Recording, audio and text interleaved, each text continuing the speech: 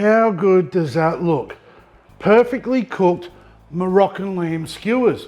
You may as well let your taste buds go on a holiday if you can't go on one. I'm Schuey, and in this video I'm going to show you how to make these tasty lamb Moroccan skewers. We may even grill some veggies as well. So just sit back, grab a drink or two, and let's get into it. For this recipe we're going to need a kilogram of lamb. I'm using backstrap today. As always, I popped into Gippsland Premium Meats out at Berwick, and the crew there sorted me out with enough backstrap. And the only prep for the backstrap is to take it out of the packaging and cut them in the middle lengthways, and then just cube them up. All that's left to do after that is pop them into a bowl. Now surely you don't need to see me pop them into a bowl, or do you? Onto the seasoning now, and we need to add an array of ingredients to create an authentic Moroccan flavour. So into the same bowl as the lamb, add some olive oil, some chopped parsley, kosher salt and black pepper, smoked paprika, cumin, some ground coriander. It wouldn't be a party without some crushed garlic.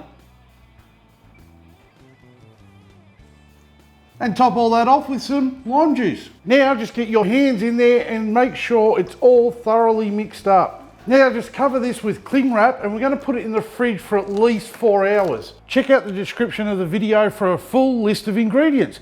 That's where they're hiding. The lamb has been marinating for 4 hours now, so we can finally make our skewers. I'm using metal skewers, but if you only have wooden skewers, just remember you need to soak them in water for about an hour before you use them, and that's going to prevent them from burning. So just stab the lamb onto the mini jousting sticks and make sure every skewer is even. And by making them the same size, they're going to cook evenly. And place them on a tray until we're ready to grill them. Did you know Schueys BBQ has a Facebook group and an Instagram account?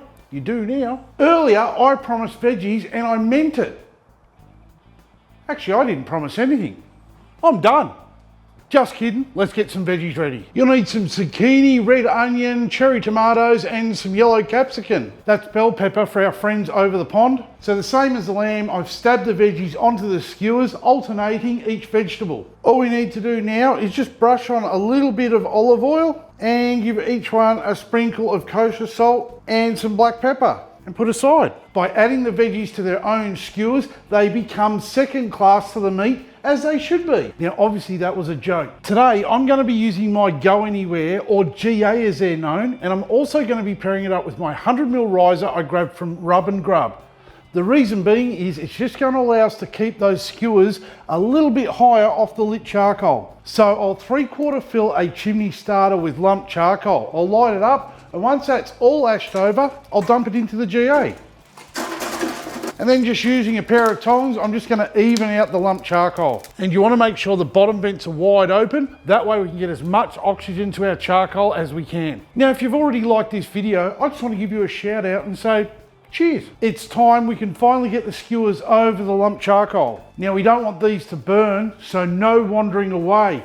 Set yourself up with a cold beverage and even have a backup, just so you don't have to move away too far. And just remember, keep turning them about every minute or so.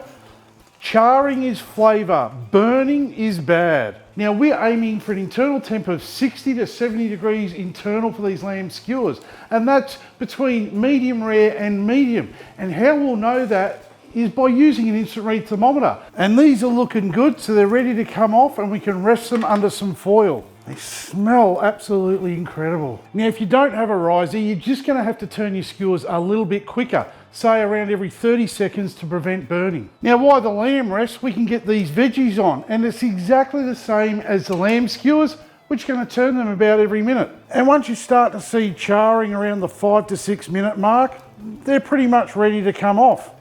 It's more of a personal preference on how much charring you want. Now these are ready to come off, and we can serve them immediately with the lamb skewers. Now this would be a perfect time to subscribe to my channel. It helps me out a lot and allows you to brag. When I hit 1 million subscribers, you can say you helped me get there. Today we're cooking with a high direct heat over lumped charcoal, and all up our cook's only taking 16 minutes. That's 10 minutes for the lamb skewers to get to that temp, anywhere between 60 and 70 degrees Celsius, and just enough to char up our veggies, which took about 6 minutes. Or for those of you who like to use my beer timer, you're looking at a 1 beer cook.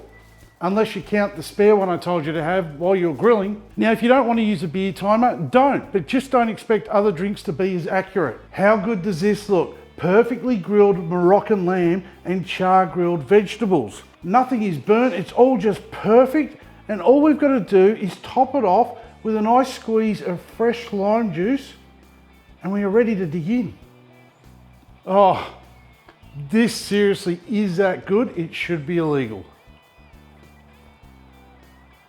Oh, all right, I'll eat some vegetable. Done. As always, cheers for watching.